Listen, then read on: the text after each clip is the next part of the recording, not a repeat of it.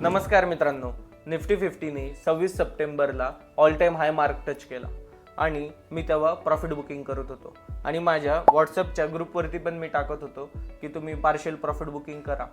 Majorly माझा message असा होता की we can see a healthy correction of 10% in near future.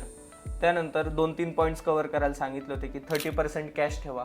म्हणजे काय, 10 लाख रुपयाचा पोर्टफोलिओ असेल, 3 लाख रुपये तरी तुमच्या अकाउंटला ठेवा, जेणेकरून उद्या मार्केट खाली पडलं तर ते 3 लाख रुपये तुमच्या ॲव्हरेजिंग स्टॉकचे ॲव्हरेजिंग करायला तुम्हाला मदत होईल. त्यानंतर जे ओव्हर व्हॅल्यूड स्टॉक्स आहेत ते आत्ताच्या आत्ता काढा, बुल रनमध्ये काढून टाका. मार्केट जेव्हा पडेल सर्वात पहिले जास्त ते पडतील.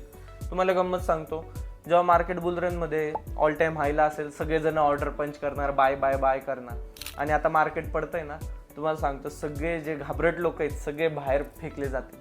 आणि जेव्हा स्टॉक्स 20-30% डिस्काउंटला भेटेल चांगल्या व्हॅल्यूवरती, तेव्हा कोणी घ्यायला तयार होणार नाही. सगळे मोठे मोठे बिग प्लेयर्स आणि हुशार लोक त्यावेळेस बाईंग करतील.